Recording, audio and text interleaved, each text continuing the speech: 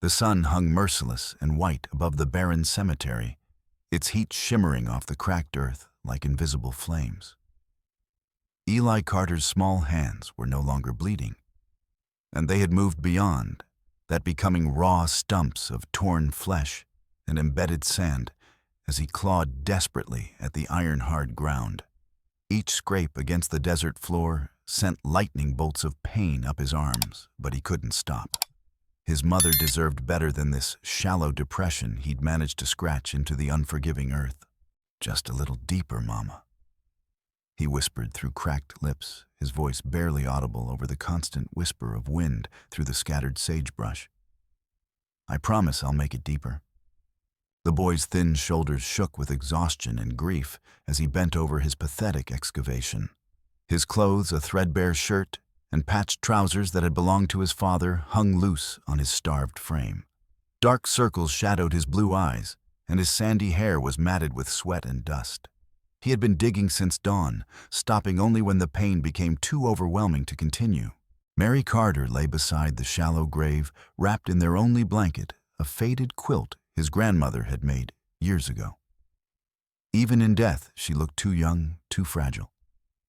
The fever had taken her, slowly burning away her strength day by day, while Eli watched helplessly from their shanty on the outskirts of Bitter Creek. He remembered the day she'd first fallen ill, how she'd tried to hide her weakness from him. "Just tired, sweetheart," she'd whispered, forcing a smile as she swayed on her feet. But Eli had seen the fear in her eyes, the way she pressed her hand to her burning forehead when she thought he wasn't looking. The town doctor, a pompous man named Hartwell, had refused to see her. "No money, no medicine," he declared from behind his polished oak desk. "I'm not running a charity, Mrs. Carter. Perhaps you should have thought of that before your husband got himself killed." The memory of those words sent fresh tears streaming down Eli's face. His father, Deputy Sheriff Jed Carter, had been dead for 4 years now, but the pain of losing him felt fresh every day. Jed had been everything to Eli, protector, teacher, hero. When he died, their world had crumbled. Pa would have made this deeper. Eli said to his mother's still form. He was strong. He could have done this right. But Jed Carter wasn't here, and the undertaker, a greedy man named Cornelius Pike, had demanded $20 for a proper burial money they didn't have. Dig a hole in the desert like the animal she was. Pike had laughed, his tobacco-stained teeth gleaming in the lamplight. "Ain't my problem if you can't afford decent folk treatment." So Eli had dragged his mother's body here himself, using an old wheelbarrow he'd found behind the grain store. The journey had taken hours, his small hands blistering from the rough wooden handles. Several times he'd had to stop and rest his mother's weight too much for his weakened arms. Now, as the afternoon sun reached its peak, Eli's strength was finally giving out. His fingernails were gone, torn away by the rocky soil. Blood mixed with sand and tears on his face, creating muddy streaks that spoke of his desperation. He collapsed forward, his forehead touching the earth, and sobbed. "I'm sorry, Mama. I'm so sorry I couldn't do better." From the ridge overlooking the cemetery, a figure watched in silence. Sonny Redhawk sat motionless on his paint horse, his weathered hands gripping the reins with white knuckles. The Lakota warrior's face was carved from stone, but his dark eyes held depths of pain that seemed to mirror the boy's anguish. Sonny was 32 years old, though his face bore the marks of a man who had lived twice that long. Scars crisscrossed his bronze skin, some from battles, others from the thorns and rocks of the desert that had become his home. His long black hair was streaked with premature gray, and his buckskin clothing showed the wear of constant travel. He had been heading to town for supplies when he'd spotted the boy, but something about the scene had frozen him in place. The child's desperate struggle reminded him of another time, another place, when he had knelt beside graves and wept for those he couldn't save. 3 years ago, Sonny had been a different man. He'd had a family, a wife named Ayanna, meaning eternal blossom, and twin sons, Dakota and Enepai, barely 4 summers old. They had lived in a small Lakota village 50 miles north of Bitter Creek, surviving on hunting and the crops they grew in the fertile river valley. Ayanna had been the light of his world, a woman whose laughter could chase away the darkest storms. She was a skilled healer, known throughout the territory for her knowledge of herbs and medicines. The twins had inherited her gentle spirit and his fierce determination. Dakota was the elder by minutes, already showing promise as a tracker. Enepe was the dreamer, always asking questions about the stars and the wind. They had been happy, safe, or so Sani had thought. The attack had come at dawn while Sani was away hunting elk in the mountains. A group of settlers from Bitter Creek, led by a man named Marcus Grimm, had ridden into the village with torches and guns. They claimed the Lakota had been stealing cattle, though no proof was ever offered. What followed was not a battle, but a massacre. The villagers, mostly women, children, and elders, had no chance against the armed raiders. They were shot down without mercy, their homes burned, their possessions scattered and destroyed. When Sani returned 2 days later, he found only ash and bones.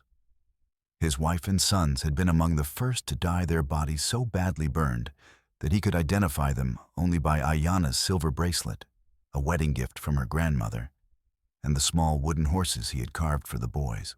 The grief had nearly destroyed him. For weeks he had wandered the ruins of his village, speaking to ghosts and planning revenge. But when he finally tracked down the raiders, he found them celebrated as heroes in Bitter Creek.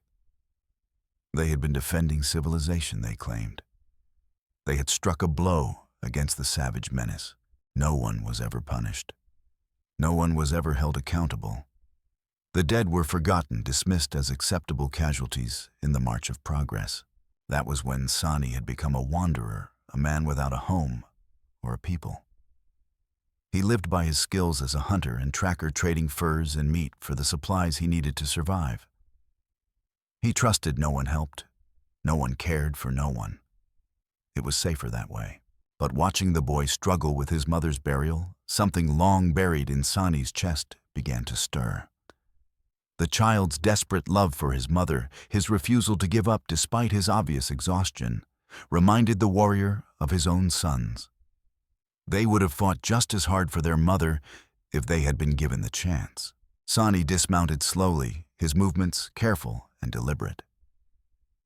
He had learned to approach all situations with caution, especially when white settlers were involved. But the boy was alone, defenseless, and clearly in need of help. As he walked toward the cemetery, Sani noticed the townspeople gathered at the edge of the burial ground. They stood in small groups, whispering and pointing, but none of them moved to help. Their faces showed a mixture of disgust and fascination, as if they were watching some mildly interesting spectacle. "Look at that," one woman said, her voice carrying on the desert wind. "Poor little bastard's trying to bury his whore mother. Someone should run him off," another voice replied. "It's indecent letting him make such a show." "Who's going to pay for it?" a third person asked. "The boy's got no money, no family. He's going to be the town's problem now." Sani's jaw tightened as he listened to their callous words. These people could have helped, should have helped, but they chose to stand and watch instead. It was the same indifference that had allowed his own family's killers to go free. When Eli looked up and saw the tall stranger approaching, his first instinct was fear. He had learned to be wary of adults, especially men who looked strong enough to hurt him. But something in the Indian's eyes, a gentleness that seemed at odds with his scarred face, made the boy hesitate. "You've done well by her," Sani said quietly, his voice carrying the weight of someone who understood loss.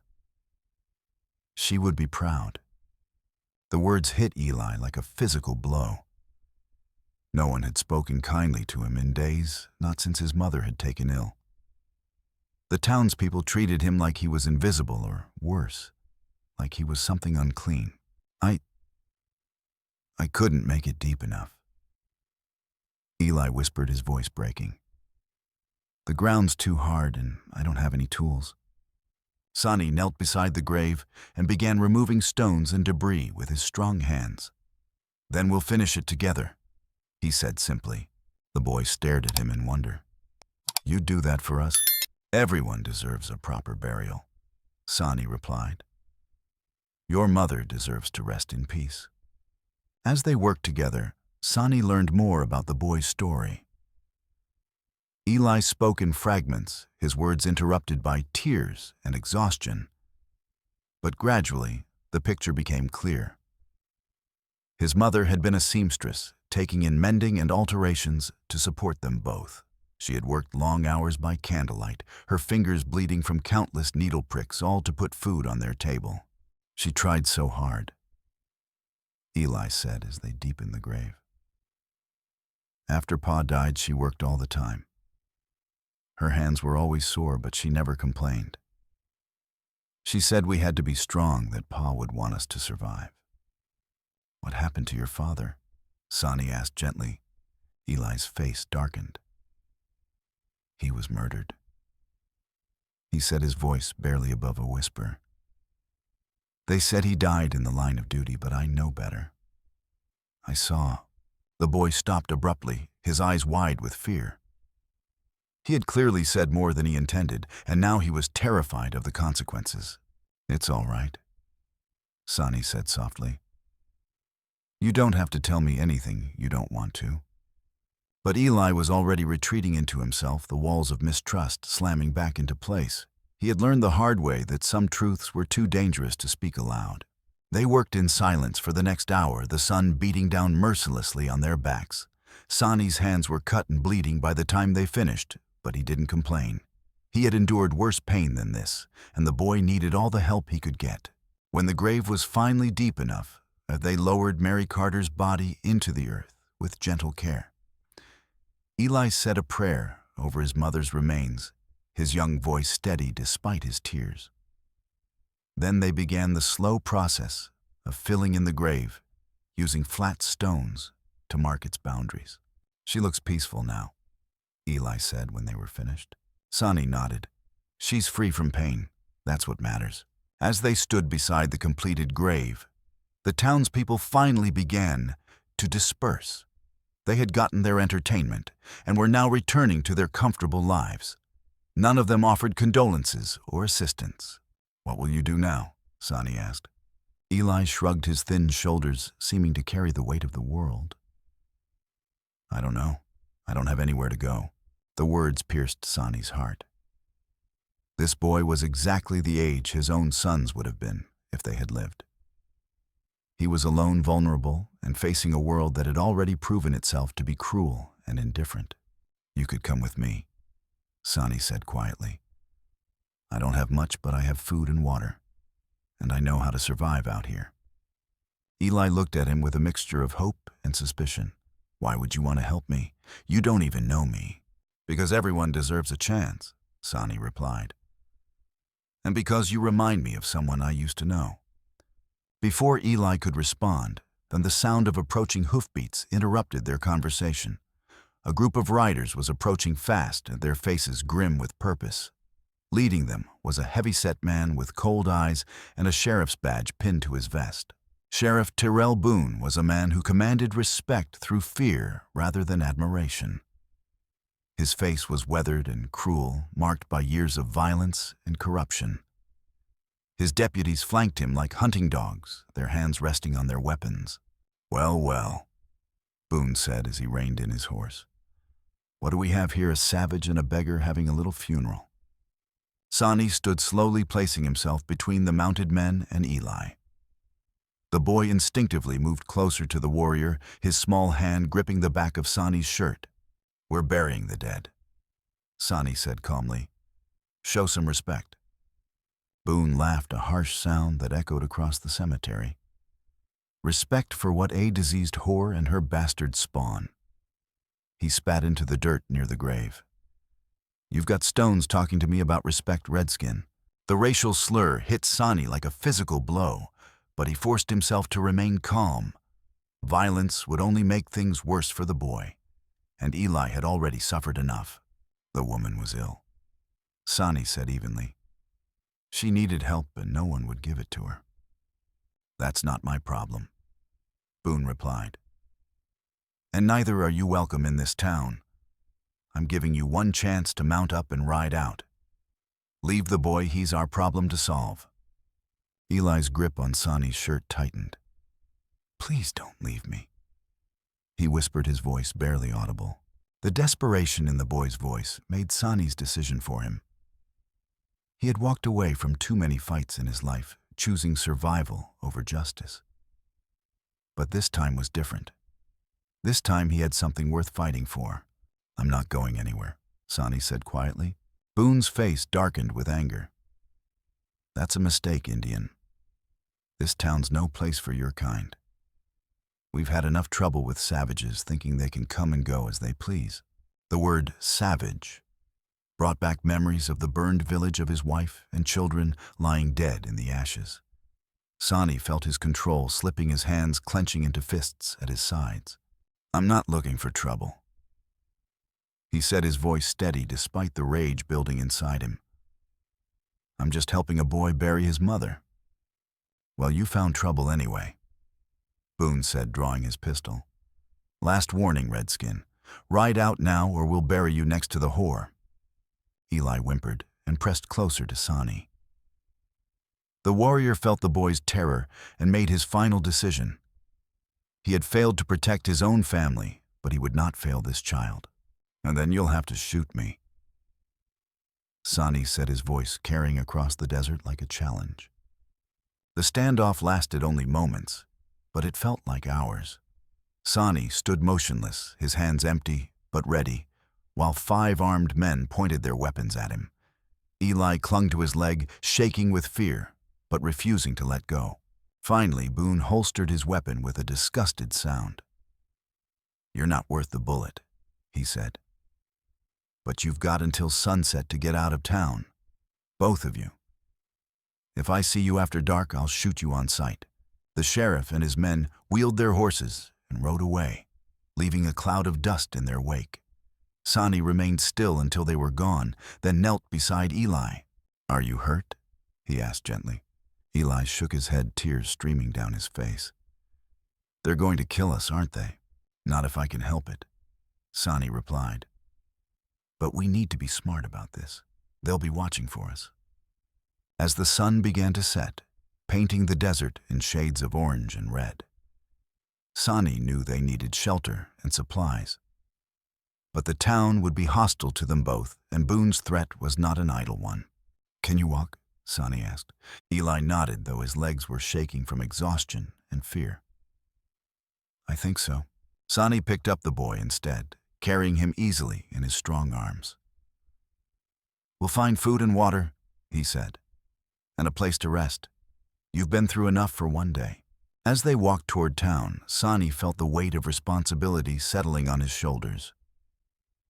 He had taken on the protection of this child, and that meant he could not simply disappear into the desert as he had done so many times before. Eli needed more than just temporary help. He needed a home, a family, a future. But first they needed to survive the night. The main street of Bitter Creek stretched before them like a gauntlet of hatred. Word of the confrontation at the cemetery had spread quickly through the small town, and the residents had gathered to watch the Indian and the orphan boy make their way through their domain. Sonny walked slowly, his head high, despite the hostile stares. He had learned long ago that showing fear only encouraged predators. Eli remained in his arms, the boy's face pale but determined. Despite his youth, he seemed to understand that they were walking into danger. The buildings of Bitter Creek were low and weathered, built to withstand the constant wind and sandstorms that plagued the region. The general store, the saloon, the blacksmith shop, all bore the scars of harsh weather and harder living. But it was the faces of the people that truly revealed the town's character. Men gathered outside the saloon, their faces twisted with suspicion and disgust. Women pulled their children inside and slammed their doors as if the mere presence of an Indian and an orphan might contaminate their homes. Children threw rocks from safe distances, their laughter cruel and mocking. "Get out of here," someone shouted from a second-story window. "We don't want your kind." Take the boy with you, another voice called. He's nothing but trouble. Martha Henley, the blacksmith's wife, stepped into the street ahead of them. She was a large woman with cruel eyes and a voice that could be heard 3 blocks away. You got some nerve bringing that savage here. She set her hands on her hips. This is a decent town. The boy needs food and medicine, Sonny replied calmly. He's been ill. The boy's not our responsibility, Martha snapped.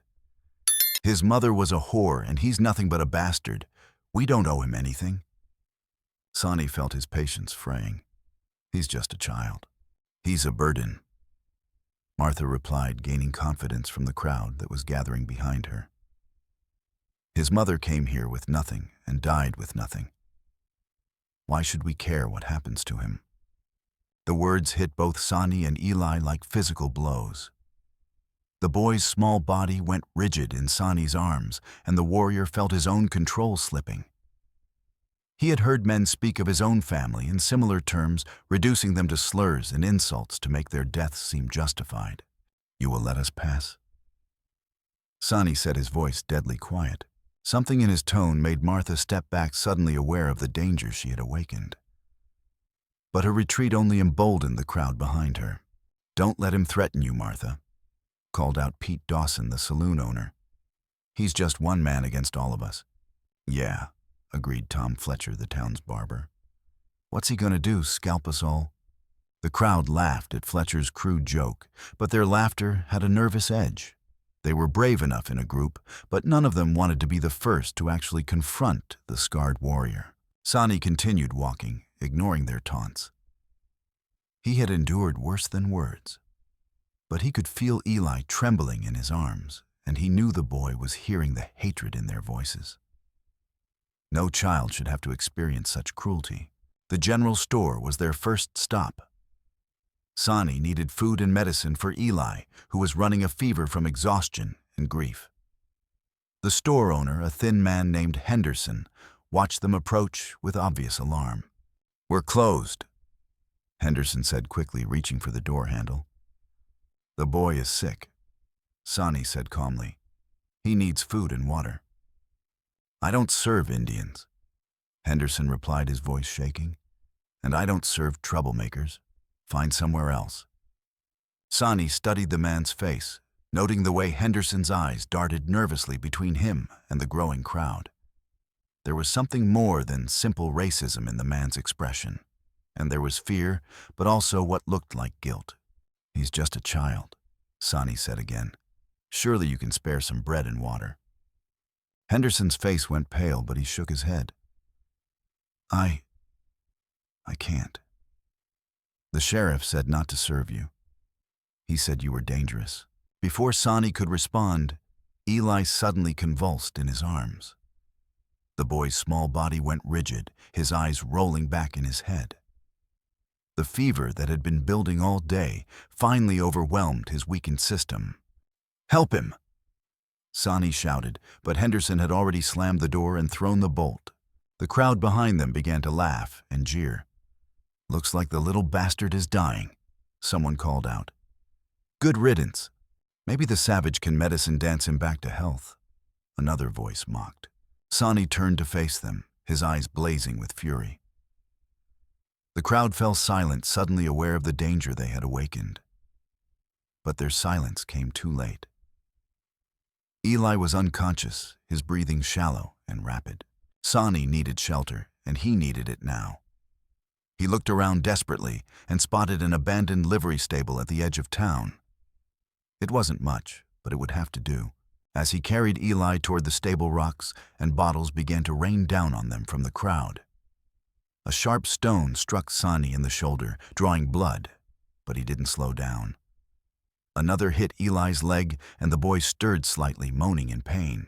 Leave him be, Sonny roared, turning to face his attackers. He's done nothing to you. But the crowd was beyond reason now. They had found a target for their frustration and fear, and they weren't going to let it go. More rocks flew, and someone cracked a whip dangerously close to Eli's head. Young Billy Morrison, the banker's son, threw a bottle that shattered against the stable wall. "My pa says you killed white families up north," he shouted. "Says you're nothing but a murderer." The accusation hit Sonny like a physical blow. He had never killed an innocent person in his life, but he knew that the truth didn't matter to these people. They needed a villain, and he was convenient. "Your pa doesn't know what he's talking about." Sonny set his voice dangerously quiet. "He knows enough," Billy replied, reaching for another bottle. "He knows you savages can't be trusted." Sonny used his body to shield Eli as they reached the stable. The building was old and weathered, its wooden walls full of gaps and holes. But it was shelter, and that was enough for now. Inside, the stable was dark and musty, filled with the scent of old hay and leather. Dust motes danced in the shafts of light that filtered through the broken roof. Sonny laid Eli on a pile of straw and knelt beside him, checking his pulse and breathing. The boy was burning up with fever, his skin hot and dry to the touch. His lips were cracked and bleeding, and his breathing was labored. Without immediate treatment, he would die. Sonny needed water and medicine, but he knew the townspeople would never sell them to him. He would have to take what he needed, and that would make him a thief in their eyes. But Eli's life was worth more than his reputation. "Hold on, little one," he whispered, brushing the hair from Eli's burning forehead. "I won't let you die, I promise." As night fell, Sonny slipped out of the stable and into the darkened town. He moved like a ghost, using skills learned from years of hunting and warfare. The general store was locked, but Sonny found a back window that opened with a little pressure. Inside, he gathered what he needed: water, medicine, food, and blankets. He left coins on the counter to pay for everything, though he knew it wouldn't matter. They would still call him a thief. When he returned to the stable, Eli was delirious with fever, calling out for his mother and father. Sonny cooled the boy's forehead with damp cloth and forced small sips of water between his lips. Slowly, the fever began to break. "Pa." Eli whispered, his eyes unfocused. "Is that you, Pa?" "It's Sonny," the warrior replied softly. "You're safe now. Rest." "I tried to be strong," Eli mumbled, "like you told me to.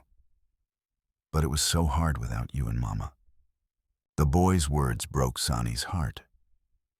Even in his delirium, Eli was trying to be brave, trying to honor his parents' memory.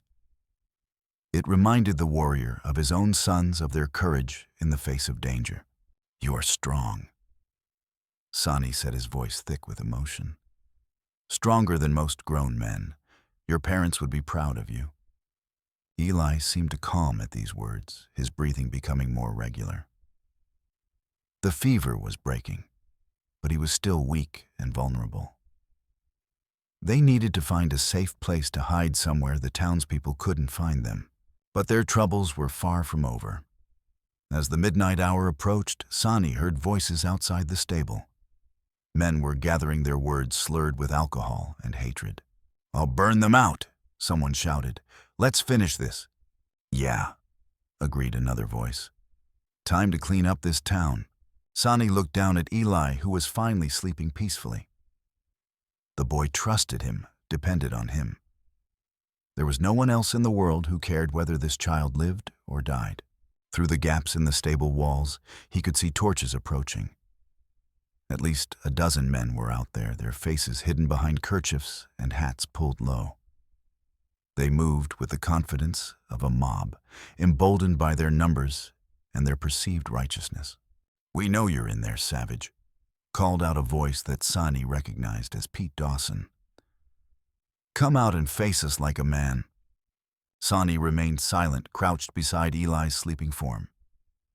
He checked his knife and prepared to make his stand. He had failed to protect his family, but he would not fail this boy. The sound of boots on wood told him the men were getting closer. Someone was testing the stable door, trying to find a way in. Sonny could hear them whispering to each other, planning their attack. "Maybe they ran," suggested a voice that sounded like Tom Fletcher. "Maybe they're already gone." "No," came Pete's reply. Henderson saw them go in. They're hiding like the cowards they are. The men began to circle the stable, their torches casting eerie shadows on the walls. Sonny could hear their boots on the wooden planks, could smell the kerosene they had brought to start a fire. "Last chance," Pete called out. "Come out now or we'll burn you out." Sonny's mind raced. He could fight them, but he was outnumbered 12-1 and they had guns. Even if he managed to kill some of them, others would escape and bring back reinforcements. And Eli would be caught in the crossfire, but he couldn't surrender either. These men wouldn't be satisfied with just driving him away. They wanted blood, wanted to make an example of him. And they would kill Eli too, just to tie up loose ends. The decision was made for him when Tom Fletcher threw his torch onto the stable roof. The dry wood caught fire, immediately flames racing across the ancient timbers with frightening speed. Nastali cried out, waking from his fevered sleep. Fire! The smoke was getting thicker now, and the heat was becoming unbearable. Flames licked at the walls around them, and burning debris began to fall from the ceiling. Sonny scooped up Eli and looked around desperately. The front door was blocked by the mob, and the back wall was solid stone. But there was a hayloft above them, and a window that looked out onto the desert. It was their only chance. "Hold on tight," Sonny told Eli, carrying him toward the ladder that led to the loft. The boy wrapped his arms around Sonny's neck, his small body shaking with fear. "Are we going to die?" "No," Sonny replied firmly. "We're going to survive, I promise." The smoke was getting thicker as they climbed, and both of them were coughing violently. Sonny's eyes were streaming with tears, and he could barely see where he was going. But he pressed on, driven by his need to protect the boy. In the loft, he found what he was looking for, a pitchfork with a long wooden handle. It wasn't much of a weapon, but it would have to do. He broke out the window with the handle and looked down. It was a 15-foot drop to the desert floor, but the sand would cushion their fall. "I'm scared," Eli whispered, clinging to Sonny's shirt. "I know," Sonny replied gently, "but I won't let them hurt you, I promise." Below them, the mob had realized what was happening. They were running around the building, trying to get to the back before their quarry could escape. Sonny could hear their shouts, and Curses could see their torches bobbing in the darkness. He had to move fast. The entire stable was on fire now, and the loft floor was beginning to sag under their weight. In minutes, the whole structure would collapse. Sonny wrapped Eli in a blanket and held him close to his chest. "Close your eyes," he said. "Don't look down." He jumped. The impact drove the breath from his lungs and sent shooting pains through his legs, but he managed to keep his grip on Eli. The boy was unconscious again, either from fear or from the smoke he had inhaled. Behind them, the stable collapsed in a shower of sparks and burning timber. The mob rounded the corner just as Sonny struggled to his feet, their faces twisted with rage and frustration. "They're there," Pete shouted, pointing through the smoke. "Don't let them get away." Gunshots echoed across the desert as Sonny ran, carrying Eli toward the distant hills. Bullets whined past his head, but the darkness and the smoke made it hard for the men to aim accurately.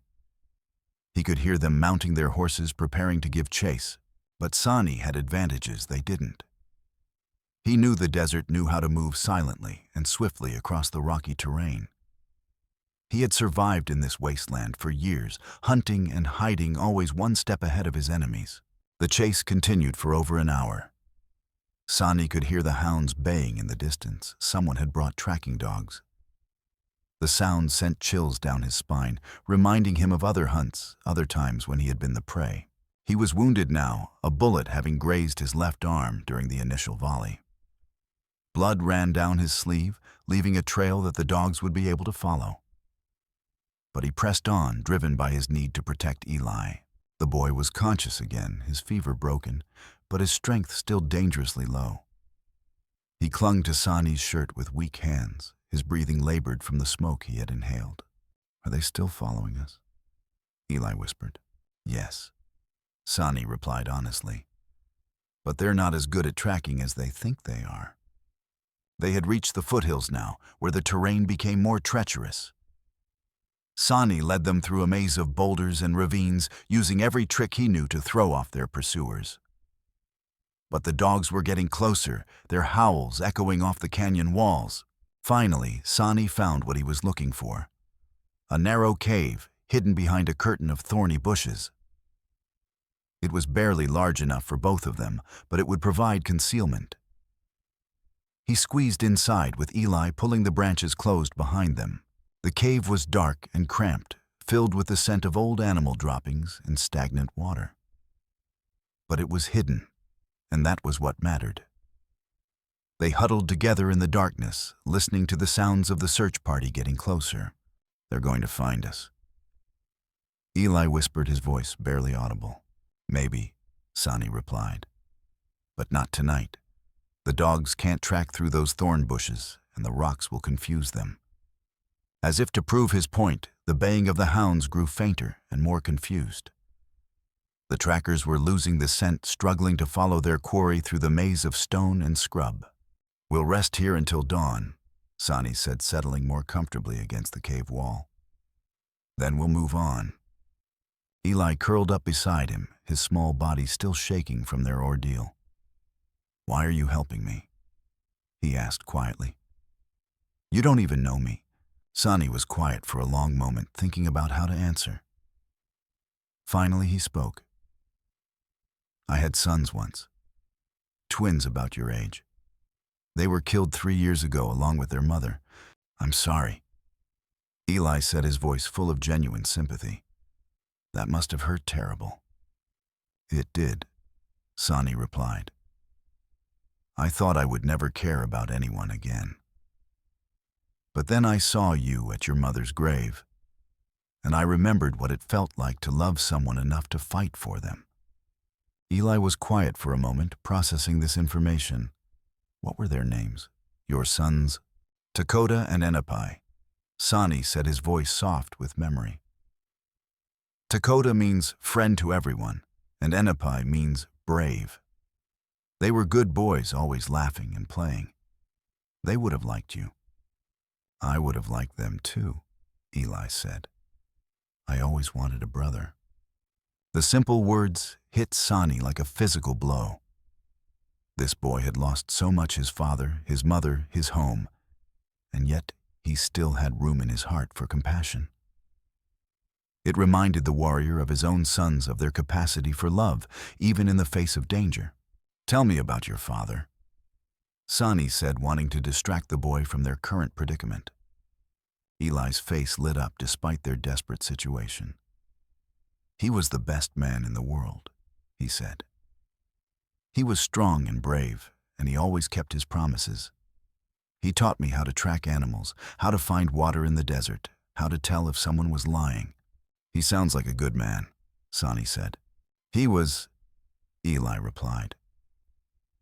"He always said that a man's word was his bond, that you should never promise something you couldn't deliver. He kept every promise he ever made to me, right up until—" The boy's voice trailed off, and his face clouded with pain. There was clearly more to the story of his father's death, but Eli wasn't ready to share it yet. "He also taught me about justice," Eli continued after a moment. "He said that sometimes the law wasn't enough, that good people had to stand up for what was right, even when it was dangerous." The words struck a chord in Sani's heart. His own father had taught him similar lessons about honor and duty and the need to protect the innocent. It was a code that had guided his entire life, even when it brought him pain. "Your father was a wise man," Sani said. "He was trying to fix things," Eli said quietly. "In the town, I mean. He said there were people there who cared more about money than about doing what was right. He said he was going to expose them, make them pay for what they'd done." Sani felt a chill run down his spine. "What happened to him, Eli?" The boy was quiet for a long time, his internal struggle playing out across his young face. Finally, he reached into his shirt and pulled out a folded piece of paper yellowed with age and wear. "He left me this," Eli said, his voice barely above a whisper. before he died. He made me promise to keep it safe, to never show it to anyone, unless I found someone who would help me use it. What is it? Sonny asked gently. Proof, Eli replied. Proof of what they did to him, what they're still doing to other people. Sonny felt his heart racing. Who killed your father, Eli? The boy's eyes filled with tears. Sheriff Boone, he whispered. I saw him do it. I saw him shoot my pa and throw his body in Miller's Creek. And then he saw me watching and he said. Eli's voice broke. What did he say?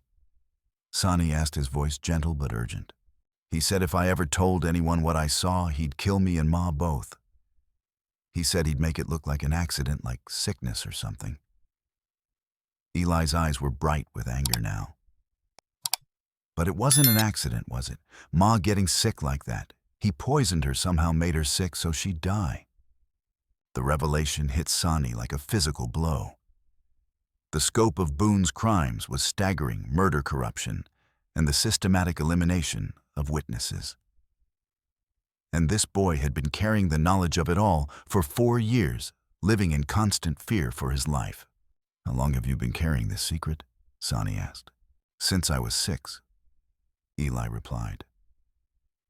4 years of being afraid, every time someone looked at me, every time Boone came near. I wanted to tell someone, but who would believe me, and who would protect me if I did? The sound of dogs barking in the distance reminded them both of their immediate danger. The search party was still out there, still looking for them. But they were farther away now, their voices fainter. We need to move at first light, Sonny said. They'll bring more men in the morning, and they'll search more systematically. Where will we go? Eli asked. Sonny thought about it. They couldn't stay in the desert forever, and they couldn't go back to Bitter Creek. But the letter Eli carried might be their salvation if they could get it to someone who had the power to act on it. The territorial capital. Sonny said finally, We'll take your father's letter to the authorities there. Someone who can't be bought or intimidated. Eli nodded, clutching the letter to his chest. Do you think they'll believe us? They'll believe the letter, Sonny replied. Your father was a deputy sheriff. His word will carry weight even after his death. As they settled in for the night, Sonny found himself thinking about the future. If they could survive the next few days, if they could get the letter to the right people, they might actually have a chance at justice. But first, they had to live through the night. Outside the cave, the sounds of the search party grew fainter and more distant. The dogs had lost the scent, and the men were giving up for the night. But Sonny knew they would be back in the morning with more men and better equipment. Get some sleep, he told Eli. We'll need our strength for tomorrow. The boy curled up beside him, his small body still shaking from the night's ordeal. Sonny, he said quietly. Yes, thank you. For everything. For helping me bury Ma, for protecting me, for believing me about Pa. No one else would have done that. The simple words of gratitude nearly broke Sonny's heart. This boy had endured so much, and yet he was still capable of kindness and appreciation. It reminded the warrior of his own sons, of their capacity for love, even in the darkest times. You don't need to thank me, Sonny replied. We're family now. Family protects each other. Eli smiled in the darkness. I like that, he said. I like having a family again. As the boy drifted off to sleep, Sonny kept watch. He thought about his wife and sons, about the promise he had made to protect the innocent. Perhaps this was his chance at redemption, his opportunity to save someone when he had failed to save his own family. The desert night was cold and unforgiving. But inside the small cave, 2 souls had found each other. A man who had lost everything and a boy who had nothing left to lose. Together, they would face whatever tomorrow brought.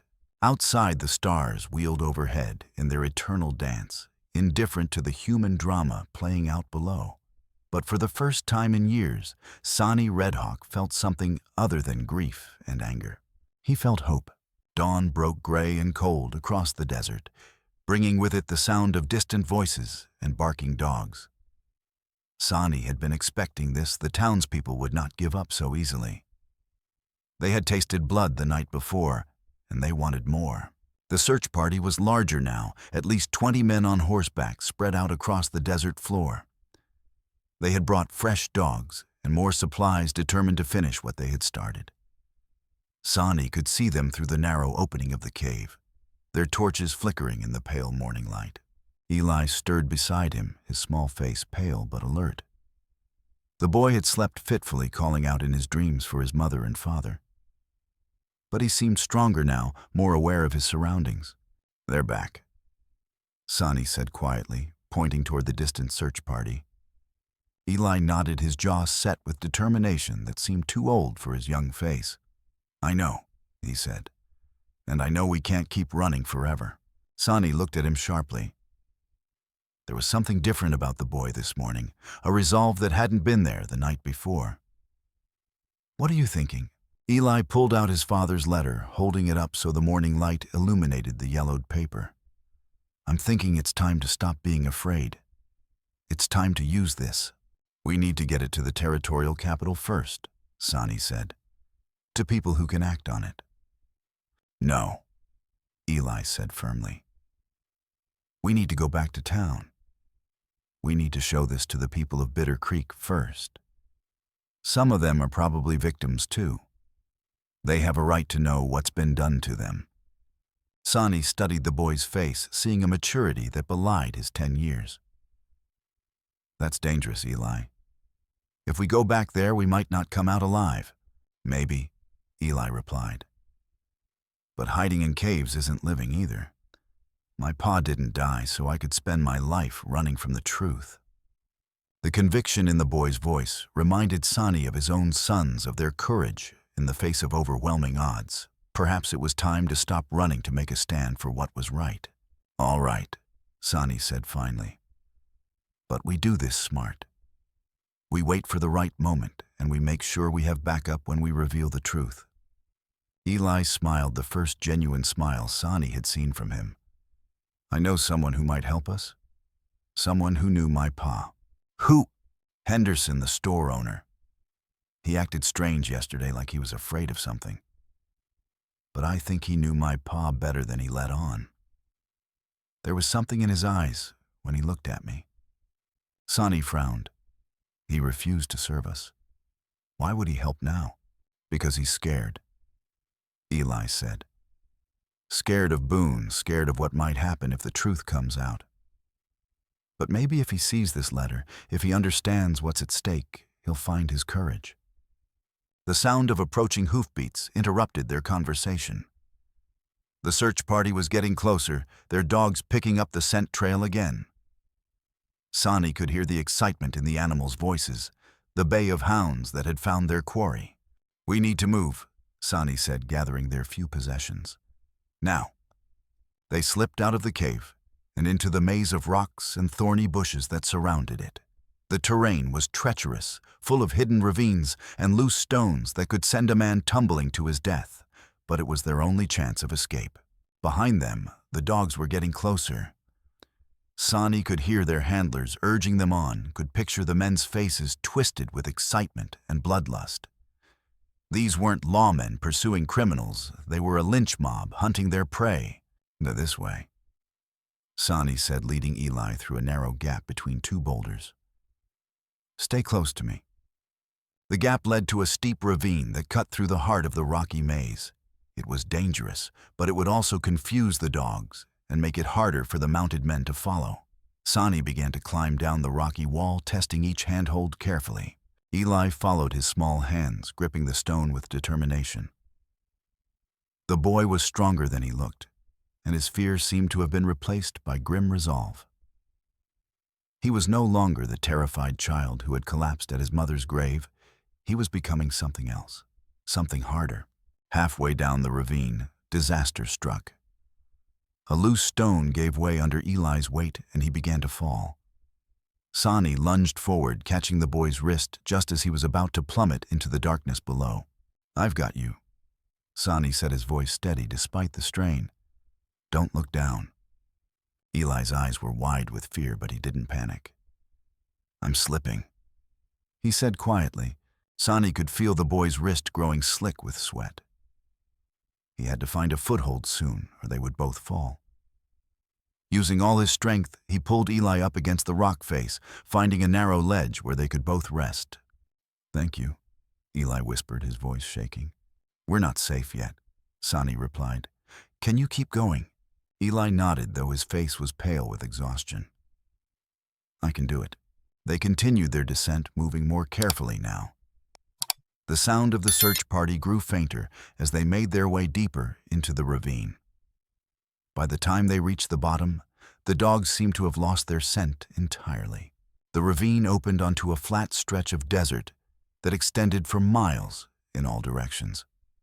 In the distance, Sonny could see the buildings of Bitter Creek shimmering in the heat like a mirage. It was their destination, but it was also the most dangerous place they could go. "Are you sure about this?" Sonny asked one last time. Eli pulled out his father's letter, holding it like a talisman. "I'm sure," he said. "It's time to finish what Pa started." They began the long walk across the desert, the sun climbing higher in the sky with each passing hour. The heat was oppressive, and both of them were soon soaked with sweat. But they pressed on, driven by their need for justice. As they walked, Eli began to tell Sonny more about his father and the events leading up to his death. Jed Carter had been investigating a series of land deals that seemed suspicious homesteaders who had lost their property through legal technicalities and forged documents. He said someone was getting rich off other people's misery. Eli explained that there was a whole network of corrupt officials working together to steal land and sell it to outsiders. "And he found proof of this?" Sonny asked. "Some of it," Eli replied. "But he needed more evidence, more testimony from the victims. That's why he went to meet someone at Miller's Creek, someone who said they had information about the land thefts." "But it was a trap," Sonny said. Eli nodded. Boone and 2 other men were waiting for him. They shot him down like a dog, then threw his body in the creek. They thought no one saw them, but I was there. I was hiding in the rocks, waiting for Pa to come back. The image of a 6-year-old boy watching his father's murder filled Sonny with rage. The casual cruelty of it, the way they had destroyed a family without a second thought, reminded him of his own losses. "What happened after that?" he asked. "Boone saw me." Eli said, his voice growing quiet. "He rode over to where I was hiding and looked down at me like I was some kind of bug. He said if I ever told anyone what I saw, he'd kill me and Ma both. He said he'd make it look like an accident, like we just got sick or something." "So you kept quiet," Sonny said. "For 4 years," Eli replied. 4 years of living in fear of watching Boone walk around town like he was some kind of hero. And then Ma got sick, and I started to wonder if maybe it wasn't an accident after all. The pieces were falling into place now.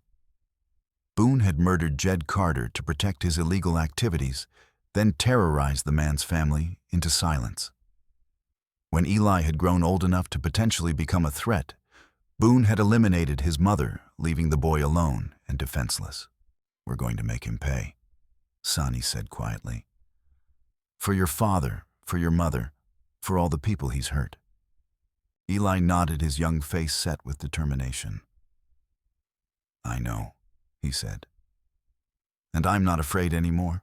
As they approached the outskirts of Bitter Creek, they could see that the town was in chaos. The search party's failure to find them had created panic among the residents. Groups of men stood in the streets arguing loudly about what to do next. Some wanted to organize another search, while others seemed to think the danger had passed. "There," Eli said, pointing to a small group gathered outside the general store. "That's Henderson. He's talking to some of the other shopkeepers." Sonny studied the men, noting their worried expressions and nervous gestures. They were clearly afraid of something. But it wasn't just the presence of an Indian and an orphan boy. There was something deeper at work here, some underlying tension that had been building for years. "How do we approach him?" Sonny asked. "Carefully," Eli replied. "If he's as scared as I think he is, he might run if we just walk up to him." They circled around to the back of the store, using the other buildings for cover. The rear door was unlocked, and they slipped inside without being seen. The store was empty, its shelves stocked with goods that few people in Bitter Creek could afford. They didn't have to wait long. Henderson returned to his store within minutes, his face flushed and his hands shaking. He was clearly agitated about something, muttering to himself as he moved between the shelves. "Mr. Henderson," Eli said quietly, stepping out from behind a display of dry goods. The man nearly jumped out of his skin. "Jesus!" he exclaimed, his hand flying to his chest. "You scared me half to death. What are you doing here? The whole town's looking for you." "I need to show you something," Eli said, pulling out his father's letter. "Something that belonged to my pa." Henderson's eyes widened as he saw the yellowed paper. "Your father," he began, then stopped, his face going pale. "You knew him, didn't you?" Eli said. "Really knew him, not just as a customer." Henderson looked around nervously, as if afraid someone might be listening. I don't know what you're talking about. Please," Eli said, his voice urgent. "I know you're scared. I know you don't want to get involved. But people are dying, and it's only going to get worse if we don't do something." Henderson stared at the letter, his hands trembling. "Where did you get that?" "Pa left it for me," Eli replied. "Before he died. He said it was proof of what they were doing, proof that someone needed to see." With shaking hands, Henderson took the letter and began to read. His face went from pale to white to gray as he scanned the words. When he finished, he looked up at Eli with tears in his eyes. "My God," he whispered. "I always suspected, but I never imagined." "You knew about the land thefts?" Sonny asked. Henderson nodded slowly. "Some of it. People would come to me asking about legal documents, about property deeds that didn't seem right. But I was too scared to do anything about it. Boone made it clear that asking too many questions was dangerous." "Then help us now," Eli said. "Help us expose the truth."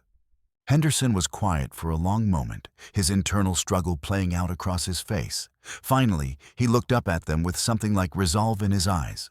"There's something you need to know," he said quietly. "About your father. About me." "What?" Eli asked. Henderson took a deep breath. "Jed Carter was my brother." The revelation hit Eli like a physical blow. He stared at the man in shock, trying to process what he had just heard. "Your father was my younger brother," Henderson said, his voice thick with emotion. "We had a falling out years ago over our father's inheritance. I said things I shouldn't have, and he left town. When he came back as a deputy sheriff, I was too proud to make amends. And then, it was too late." Eli's eyes filled with tears. "You're my uncle." Henderson nodded. "I should have helped you after your father died. Should have taken you in, taken care of you and your mother.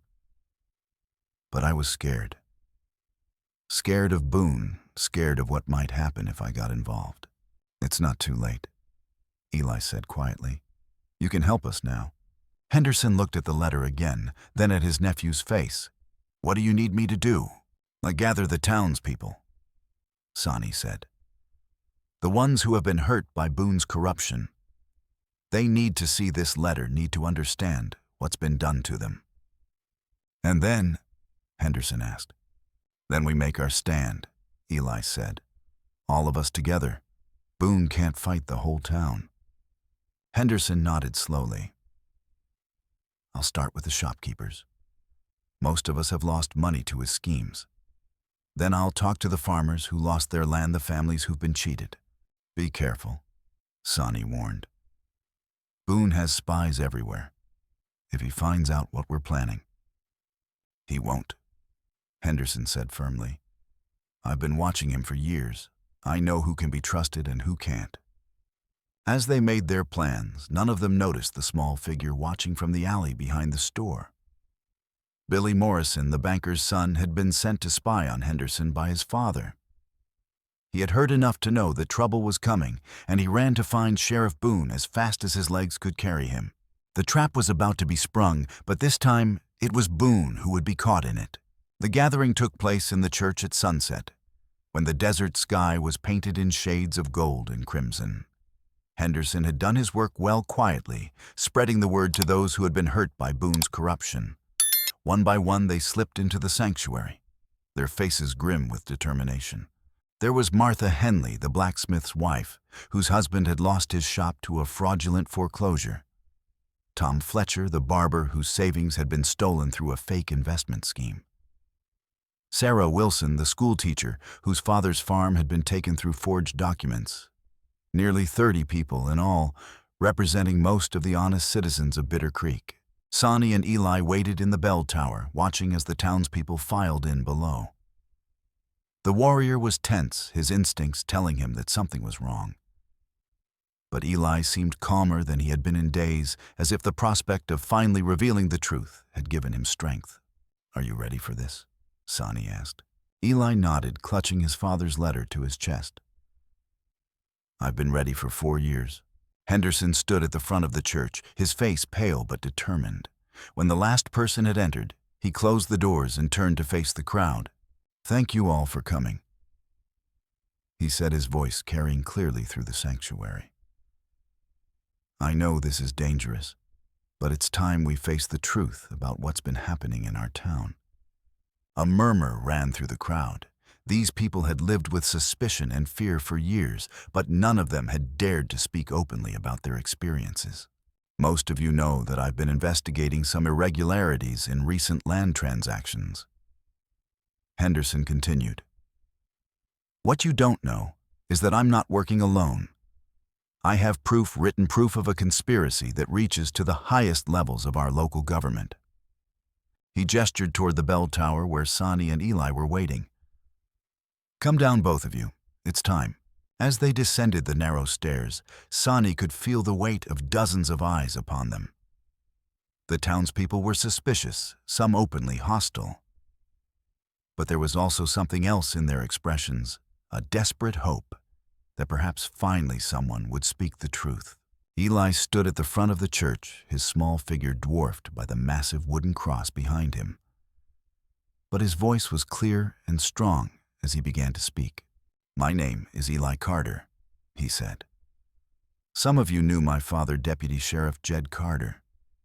He died 4 years ago, but not the way you were told. He was murdered by Sheriff Boone, and I was there. I saw it happen." The crowd erupted in shocked murmurs. Some people stood up, their faces twisted with disbelief and anger. But Henderson raised his hand for silence. "Let the boy speak," he said firmly. "He has proof." Eli held up his father's letter, his hand steady despite the magnitude of what he was doing. "My father wrote this before he died. He knew he was in danger, knew that the men he was investigating might kill him. But he also knew that the truth had to come out no matter what happened to him." He began to read from the letter, his young voice carrying the weight of his father's words. The document outlined a systematic conspiracy to steal land from homesteaders using forged documents and corrupt officials to transfer property to wealthy outsiders. Names were named, amounts were specified, and the scope of the corruption was staggering. Sheriff Boone was the leader of this conspiracy. Eli continued. He used his position to intimidate witnesses, to cover up evidence, and to eliminate anyone who got too close to the truth, including my father. The crowd was silent now, hanging on every word. These were their neighbors, their friends, their family members, who had been hurt by Boone's schemes. The evidence was overwhelming, and it explained so much of what they had experienced.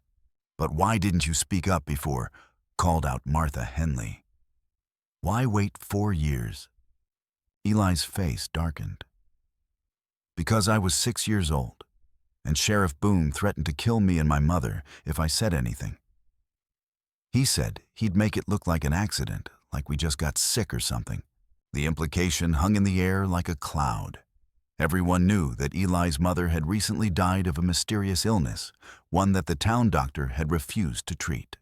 "You think he poisoned her?" asked Sarah Wilson, her voice barely above a whisper. "I think he's capable of anything," Eli replied. "The man who killed my father in cold blood, who's been stealing from all of you for years, wouldn't hesitate to murder a sick woman." The crowd was beginning to stir now, anger replacing shock as the full implications sank in.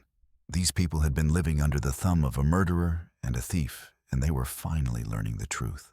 But their moment of revelation was interrupted by the sound of boots on the church steps. The doors burst open, and Sheriff Boone strode in with a dozen armed men. His face was twisted with rage, and his gun was already drawn. "Well, well," he said, his voice echoing through the sanctuary. "What do we have here? A little prayer meeting?" Henderson stepped forward, his face pale but determined. "Sheriff, these people have the right to gather peacefully.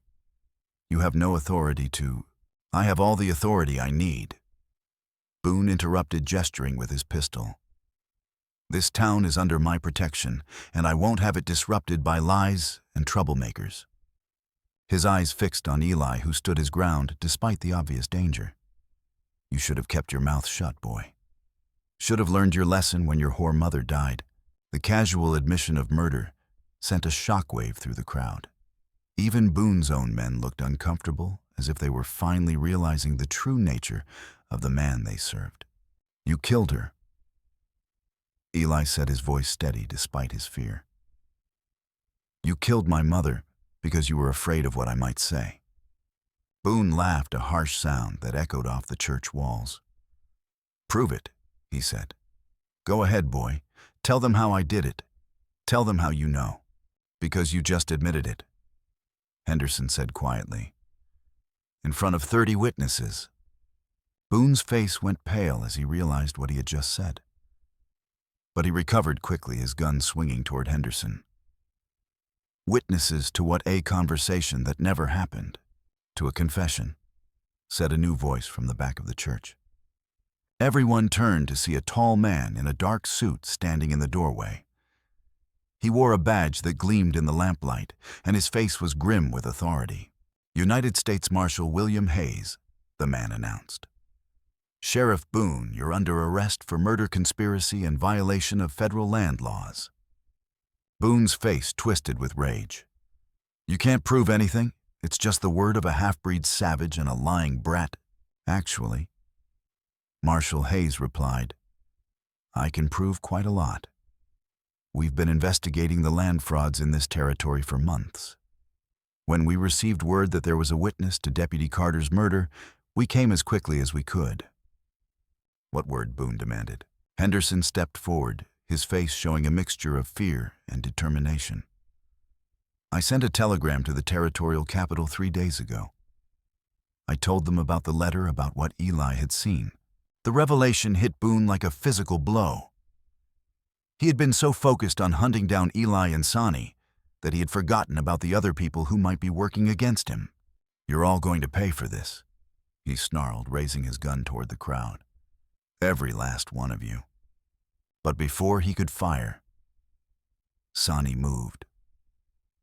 The warrior had been watching from the side of the church, waiting for his moment. He threw himself at Boone, tackling the sheriff to the ground as the gun went off harmlessly into the ceiling. The two men rolled across the floor, fighting desperately for control of the weapon. Boone was larger and heavier, but Sonny was quicker and more skilled. The crowd scattered, screaming and seeking cover behind the wooden pews. "Stop!"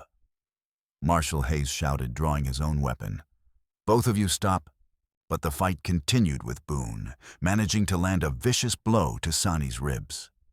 The warrior gasped in pain, but didn't let go, his hands locked around Boone's wrist as they struggled for the gun. Finally, Sonny managed to slam Boone's gun hand against the stone floor, forcing him to release the weapon. The pistol skittered across the tiles, coming to rest near Eli's feet. The boy looked down at the gun, then at the two men still fighting on the floor.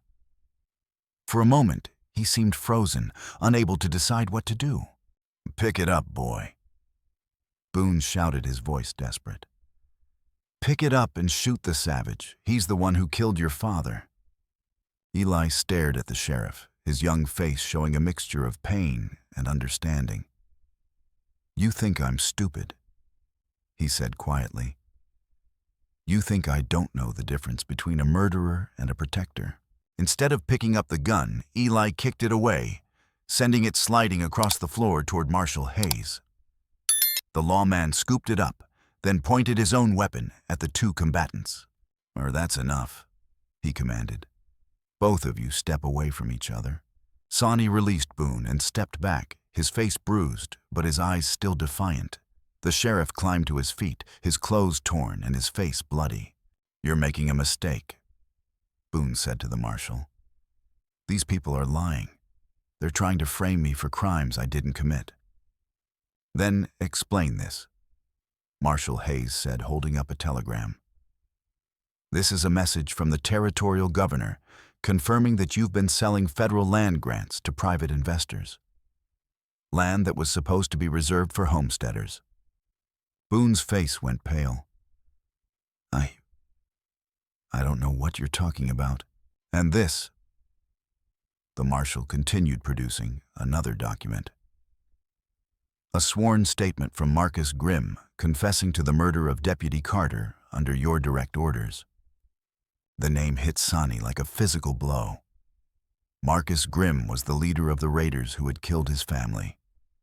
The man who had destroyed his village and murdered his wife and sons. Grimm. Sonny said, his voice barely above a whisper. "Where is he?" "Dead," Marshal Hayes replied. "Shot while trying to escape federal custody. But not before he told us everything about the corruption in Bitter Creek." Boone was looking around desperately now, realizing that his web of lies was finally unraveling.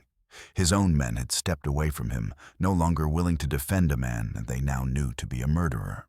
"You can't prove any of this," he shouted. "It's all hearsay and fabrication." "Actually," Eli said quietly, "I can prove it." He pulled out his father's letter, holding it up so everyone could see.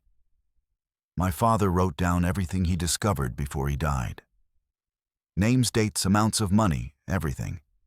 And he hid copies of the documents in a safe place where you'd never find them. It was a lie, but it was a convincing one." Boone's face went white as he realized that his crimes had been documented in detail. "Well, where?" he demanded. "Where are these supposed documents?" "In the bank," Eli replied. "In a safe deposit box that can only be opened by a federal marshal. My father was smarter than you thought." Marshal Hayes nodded approvingly. "We'll be examining those documents very carefully, Sheriff, along with all the other evidence we've gathered." Boone looked around the church, seeing the faces of the people he had terrorized for years. They were no longer afraid of him, no longer willing to be silent about his crimes. "You're all going to regret this," he said, his voice full of impotent rage. "Every last one of you." "And the only thing we regret," Henderson said quietly, "is that we waited so long to stop you." Marshal Hayes stepped forward, pulling out a pair of handcuffs. "Terrell Boone, you're under arrest for the murder of Deputy Sheriff Jed Carter, conspiracy to commit fraud and violation of federal land laws. You have the right to remain silent." As the handcuffs clicked shut around Boone's wrists, the crowd began to stir. These people had lived in fear for years, but now they were finally free. The truth had been revealed, and justice would be served. Eli walked over to Sonny, who was still standing near the front of the church. The warrior's face was bruised from his fight with Boone, but his eyes were bright with something that might have been hope. "Is it over?" the boy asked. Sonny looked around the church at the faces of the townspeople, who were slowly beginning to smile. "Yes," he said quietly. "It's over." But even as he spoke the words, Sani knew that this was just the beginning. The real work, rebuilding trust, healing wounds, creating a better future, would take much longer. Still, for the first time in years, he felt something other than grief and anger. He felt hope. The trial of Tyrell Boone was held in the territorial capital 6 weeks later. The evidence against him was overwhelming. Not just Jed Carter's letter, but testimony from dozens of witnesses who had been victims of his corruption.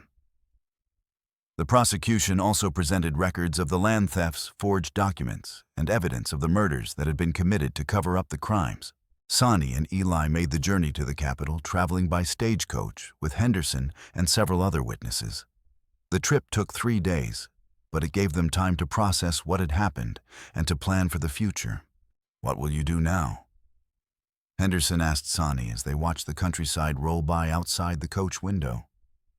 The warrior considered the question. "I'm not sure," he admitted. "I've been running for so long, I'm not sure I remember how to stay in one place." "You could stay in Bitter Creek," Henderson suggested. "The town needs good men, and you've proven yourself to be one of the best." Sani smiled but shook his head. "Too many bad memories there, for both of us." He looked at Eli, who was sleeping peacefully against his shoulder. The boy had been through so much, but he seemed to be healing. The revelation of the truth had lifted a weight from his shoulders, and he was beginning to show glimpses of the child he might have been under different circumstances. "I think we'll head west," Sani said. "Maybe to California or the Oregon Territory, somewhere we can start fresh." "What about his education?" Henderson asked. "The boy needs schooling." "I'll teach him what I can," Sani replied. "And there are schools in Oregon, good schools where they don't care about the color of your skin or where you came from." Henderson nodded approvingly. "You're a good man, Sani. Eli is lucky to have you." "I'm the lucky one," Sani said quietly. "He gave me a reason to care about something again." The trial itself was a formality. Boone's lawyers tried to mount a defense, but the evidence was too overwhelming. The jury deliberated for less than an hour before returning a verdict of guilty on all charges. Boone was sentenced to life in prison, though many in the courtroom thought he deserved death. His accomplices received lesser sentences, and several of them agreed to cooperate with federal authorities to expose other corrupt officials in the territory. The stolen lands were returned to their rightful owners, and a new sheriff was appointed in Bitter Creek. Henderson was elected to the town council, and he promised to work toward creating a more just and equitable community. On the day the trial ended, Sani and Eli stood on the steps of the courthouse, watching the sun set over the territorial capital. The boy seemed thoughtful, processing everything that had happened. "Do you think Pa would be proud of me?" Eli asked. Sani put his hand on the boy's shoulder. "I think he would be very proud. You did something incredibly brave, something that most adults wouldn't have the courage to do." "I was scared," Eli admitted. "The whole time I was terrified." "Being brave doesn't mean you're not scared," Sani replied. "It means you do what's right, even when you are scared." They had decided to leave for Oregon the next morning, taking the stage to Sacramento and then traveling north by wagon train. It would be a long journey, but they were both ready for a new beginning. "Are you my father now?" Eli asked suddenly. The question caught Sani off guard. He had been thinking of himself as the boy's protector, his guardian. But the idea of being a father again was both thrilling and terrifying. "Do you want me to be?" he asked. Eli nodded solemnly. "I'd like that. I know I can't replace your real sons, but you're not replacing anyone." Sani interrupted. "You're adding to the family. Lakota and Lenape would have loved you, and they would have been proud to call you their brother." Tears ran down the boy's face, but they were tears of joy rather than sorrow. "I love you, Sani. I love you like a father. I love you too, son." Sani replied the word feeling natural and right. Now and always. As they stood there on the courthouse steps, watching the stars appear one by one in the darkening sky, Both of them felt something they hadn't experienced in years, a sense of belonging, a family of home. The journey to Oregon would be long and difficult, but they would face it together. They had survived the worst that life could throw at them, and they had emerged stronger and more united than ever. The boy who had collapsed at his mother's grave had found a new family.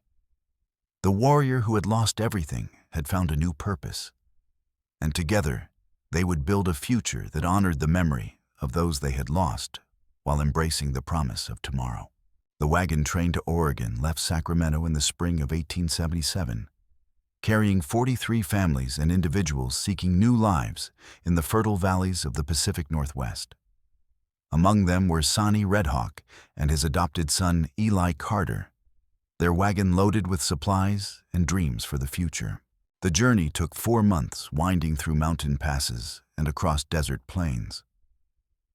It was hard travel with river crossings that claimed lives and storms that tested everyone's resolve. But Sonny and Eli worked together, their bond growing stronger with each passing day. Eli proved to be a quick learner, mastering the skills of wilderness survival that Sonny taught him. He learned to track animals, to find water in the desert, to read the weather signs that warned of storms. But more importantly, he learned to trust again, to believe that the world could be a place of kindness as well as cruelty. Sonny, in turn, found himself healing from the wounds that had festered for years. Teaching Eli, protecting him, watching him grow and learn these things, gave the warrior's life meaning again. He began to dream of the future instead of dwelling on the past. They reached the Willamette Valley in late summer, when the air was sweet with the scent of ripening fruit, and the hills were golden with grain. It was everything they had hoped for, green and fertile with clear rivers and thick forests stretching to the horizon. They found land near a small town called Cedar Falls, a place where the Columbia River carved a path through the mountains. The previous owner had abandoned his claim, unable to make a living from the rocky soil. But Sonny saw potential in the land, and he had the skills to make it productive. The first winter was hard, but they survived it together. Sonny built a sturdy cabin while Eli hunted rabbits and gathered firewood. They learned to depend on each other, to trust each other, to love each other as family. When spring came, they planted crops and began to build a life. Other settlers arrived in the valley, some suspicious of the Indian and his adopted son, but most simply grateful for neighbors who knew the land and could help them survive. Sonny and Eli became known as fair dealers and reliable friends. They helped newcomers find good land, taught them how to farm in the mountain soil, and mediated disputes when they arose. The community that grew up around them was more tolerant and inclusive than most frontier settlements. Years passed. Eli grew into a strong, capable young man, equally at home in the wilderness and in the growing town. He had his father's sense of justice and his adoptive father's skill in the outdoors. When he was 18, he married a schoolteacher named Sarah Morrison, a kind woman who loved him without reservation. Sarah had come from Ohio with her family seeking a new life in the Oregon Territory. She was intelligent and compassionate, with a strength that matched Eli's own. She accepted Sonny as family without question, calling him father, and bringing him into their home with open arms. Their first child, a daughter named Mary, after Eli's mother was born in 1885. She was followed by a son named Jed, and then twin boys, whom they named Dakota and Enepe, honoring Sonny's lost sons. Sonny aged gracefully, his hair turning gray, and his face acquiring new lines. But his eyes remained sharp, and his hands were still steady. He became the unofficial leader of the community, the man people turned to when they needed wisdom or justice. The children called him grandfather and loved him without reservation. He taught them the old ways, how to track animals, how to read the signs of weather, how to survive in the wilderness. But he also taught them the new ways, how to read and write, how to farm and build, how to be good citizens in a changing world. One evening, when Eli was 35 and had children of his own, he found Sonny sitting on the porch of their cabin, watching the sunset, paint the mountains in shades of gold and red. The old warrior was carving a toy horse for one of his grandchildren, his fingers moving with practiced skill. "Do you ever regret it?" Eli asked, settling into the chair beside him. "Giving up your wandering life to take care of a stubborn boy." Sonny smiled, his weathered face creasing with laugh lines. "Never," he said without hesitation. "You gave me something I thought I'd lost forever." "What's that?" "A family," Sonny replied. "A home. A reason to believe that the world can be better than it is." They sat in comfortable silence, watching the stars appear one by one in the darkening sky. In the distance, they could hear the sounds of the town settling down for the night, children laughing, dogs barking, the distant sound of music from the saloon. "I've been thinking about Bitter Creek," Eli said eventually. "About what happened there." "And I'm glad we left," Eli said. "But I'm also glad we didn't let them win. We could have just run away, could have hidden from the truth. But we stayed and fought, and we made things better." Sonny nodded. "Your father would have been proud of you. And your mother, too. They would have been proud of you as well," Eli replied. "You risked everything to save a boy you didn't even know. That takes real courage." "Or real stupidity," Sonny said with a chuckle. "Maybe both," Eli agreed. "But it was the right thing to do."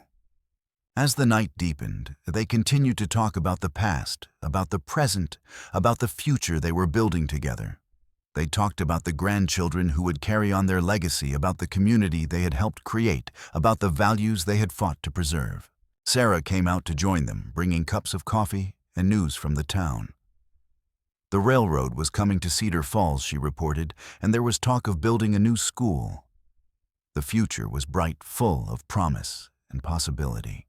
"The children want to know if you'll tell them the story about the desert again," Sarah said to Sonny. "About how you and Eli met."